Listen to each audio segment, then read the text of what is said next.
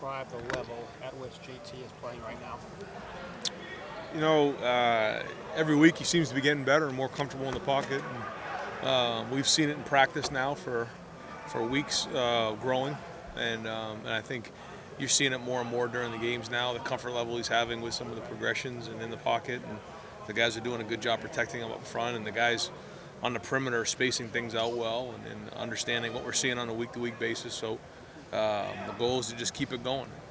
How much of a comfort factor does it give you that he's seen everything? He's a fifth-year guy. There's nothing a defense can throw at him that he hasn't seen before, can't adjust to. I wouldn't say that, though. I mean, Tom Brady and Aaron Rodgers and those guys have been playing a long time, and they go into games and all of a sudden they see something that they haven't. So experience is very important, and that's good that he's seen things, but he's going to see things in 2 weeks that he hasn't seen before. That's just part of the game, and those guys do a great job coaching at State College, and so they're going to give us something that we haven't seen before, and so we have to be able to adjust, and that's what's important. With JT, it's to the untrained eye, it seems like he's made a little mini transformation the last few weeks. I know that there's a talent discrepancy with some of these teams you guys have beaten up on pretty good, but is there any truth to that? Has he developed or done anything different to change the way he's playing this game in the last month? Well, I think no matter who you're playing, when you watch somebody play, you take a look at how they're playing at what level, and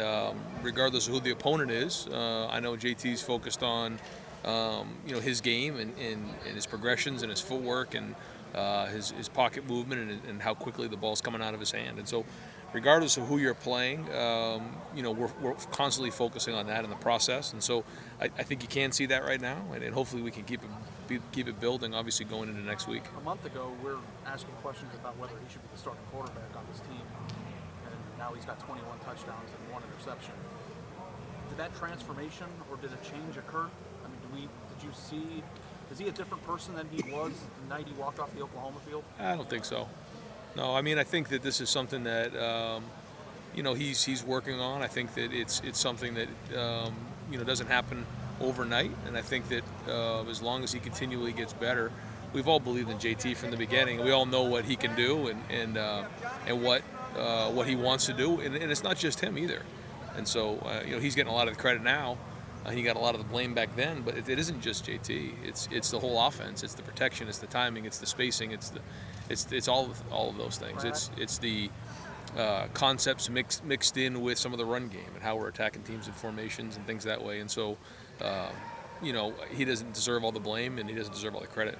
I went back and I watched the Penn State game from last year, and I thought, based on, again, my untrained eye, that you guys looked like a different team offensively from a schematic standpoint. Last year, I thought, just from what I saw, that you guys did a lot of throwing to the sidelines, not so much use of the middle of the field.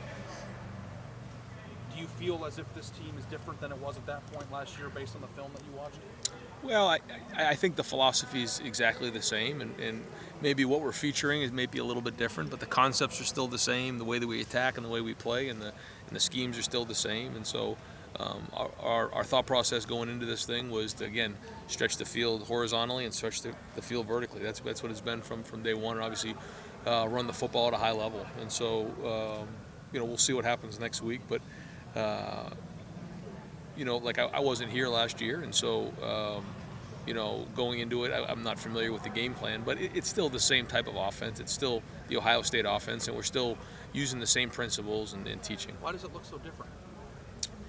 I don't know that, but I can tell you that, we have to, when you look at the scores of some of the games that they played last year and some of the games we played this year, they're very similar. And so now, in 2 weeks, we got to go play well. We got to go play against Penn State and get that win and show that we have taken this big step.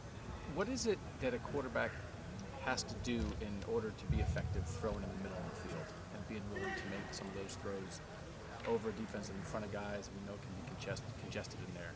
Yeah, well, it's kind of based on what you're seeing, So if a team is playing a lot of man-to-man or match defense, then it becomes the matchups, and it becomes how guys get open and the timing of the throw and the location of the throw.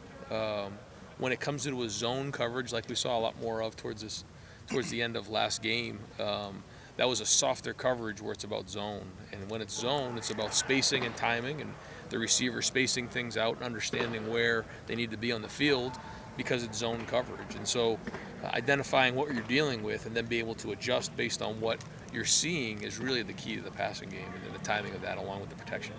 When in your career, and I know every coach is an accumulation of experiences and the people they work with and worked around, when did you feel like you really developed your ideas of how an offense should work, and you really started to feel confident in these are my beliefs as a coach? Well, every year you add on to what you have, and you grab a little bit from here and a little bit from there. The thing that I really wanted to do when I had an opportunity to go to the NFL with Coach Kelly was spend all my time on the pro passing game and all my time studying quarterback play, so that I felt like I had some sort of expertise, and that became quarterback play in the passing game, and that was really what I spent the last 2 years focusing on and spending time on, because in the NFL you have a little more time that way. And so that's what I did. I just studied it as best I could, and so but to answer your question, it's every year you just kind of try to learn from somebody new and make it your own. Is it now, having that NFL passing game experience and bringing it back to college, are you, having been in the college game before, are you know what I mean? Like, are you seeing that, okay, now I can see, maybe I pick some things up in the NFL that I can help bring back to this level, that NFL experience, if there was a coach who never was in the NFL, they wouldn't have studied the NFL passing game the way that you did. You know what I mean? Like, yeah, I mean, and again, it's all of our ideas, it's all of our stuff, and so this is everybody's work here. But one thing about being there is that you have a lot more time to study the film. There isn't the recruiting, there isn't some of the other things that go on in the college game, and so you really can study that stuff and understand some of the timeless passing principles that have withstood the test of time. And so when you look at the film, you have to look at it through the eyes of what your players can do, and then make sure that you're picking the right things. And that's what I think our offense is spending so much, and our offensive staff is spending so much of our time doing, is making sure that, I mean, there's a million plays out there. We all can find a playbook, but it's trying to find the right plays that fit who we are. And, like Coach Meyer said when we first got here, if you know a play, we probably have run it. And he's right. I mean, the playbook's this big. And so our challenge has been finding the right ones that fit our personnel. How much passing game in the NFL, passing game in college, pretty much basically the same, or a completely different world? No, very, very similar. Very similar. Are there some differences? Yeah, some of the stuff at that level is a little bit more matchup based. But at the end of the day, it's about spacing, timing, and there's only so many routes that are really out there. It's about utilizing the right ones at the right time. Hey folks, we have Denzel. You mentioned, I mean, there's only so many routes out there. There's only so many route combinations. Do you have to do anything special to sort of package those? I mean, it's not like you're not reinventing new passing schemes. Do you do anything different to sort of get defenses to not know exactly what's coming? Well, I think the starting point is getting something that you feel like you can run, that a defense, when they watch the film, they say, all right, we have to stop that play. Mm-hmm. If you get good at something, then you can set up the counters off of it. Mm-hmm. But if you never get good at one thing, then they never have to stop anything. It's hard to build from there. And so that's been a huge emphasis for us. And then how hard is it to make in-game adjustments, I guess, from that? Like, once the defense sort of figures something out, do you know what to go to next? Does JT know what to go to next? I don't think there's. It's funny. Sometimes we go into games and we're not quite sure what the team's going to do to try to stop us. Like we went into this game this past week, and in the first quarter we didn't quite get what we expected, and so. One of the things that, like Coach says, once the game happens, it's about making adjustments and understanding what the defense is giving you. And so I think the communication between Kevin, Coach Meyer, and the whole offensive staff has been really good so far. And so again, we just have to keep it going. Is there ever a worry of like going to the well too many times, like run the mesh concept? I mean, that seems to be Johnny Dixon's go-to when he's open on that 3 route. I think what coaches do sometimes is they talk themselves out of plays. If it's working, keep calling it. Mm-hmm. And But yeah, I mean, but once you set something up, then you can set up the counters off of it, and I think that's important. So. Ryan, last question right here. Including JT have said they've approached practice and just practice differently in the game. Yeah. Do you think the coaching staff have changed their approach? Anytime you lose a game around here, it's not good, and so everybody has to tighten up a little bit more and has to put the pedal to the metal even more. Not that we weren't going into the game, but we've had an edge. I think everyone's had an edge, coaching staff and players included. from JT specifically, what has he done differently in practice now compared to what he was doing at the beginning of the season? I don't know if there's one thing, but I just know that he's driven.